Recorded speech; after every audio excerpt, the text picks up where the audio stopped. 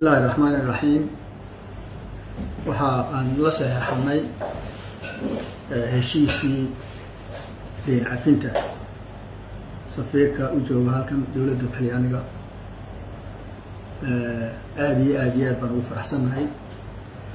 in saxeexaasi soo gabagaboobo sidii aan hore u sheegnay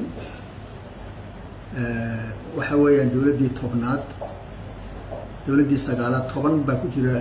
naadiga Paris 10kii dowladood mid baa inoo hadhay midaasna waa ruushka intii kale oo dhan heshiiskooda waa saxeexnay heshiiskii deyn cafinta heshiis bugtay ku bikacso heshiiskani waxaan ku saxeexnay deyn cafintii Talyaanigu lacag weyn ugu lahaa waxaa kale oo halkan aan ka sheegaya waxa weeye deymahan laynagu lahaa way kala badan yihiin way kala yar yihiin way kala duwan yihiin 10ka dowladood ee Paris Clubka ku bahoobay Talyaanigu waa dowladda saddexaad markaad eegto lacaga lagu leeyahay lacagta ugu badan waxa lahaa Mareykanka ta ku xigtana Ruushka lahaa iyo kuwa saddexaad bay ahayd marka maanta halkaas ayay taasi ku soo gabagabowday waxay noogu xigi doonaa Ruushka iyagana heshiiskoodii waan wadnaa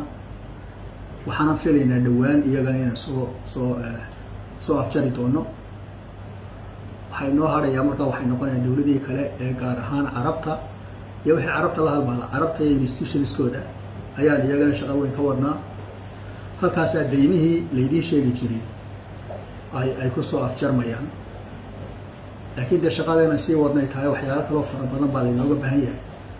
si aan lacagaha deeqda uga helo adduunyada inaan ku sii soconno ku sii talaabo qaadno taasina way naga go'an tahay inuu dalkan dhibaatada ka baxo oo aynu adduunyada la falgalo oo adduunyada la talaabo qaadno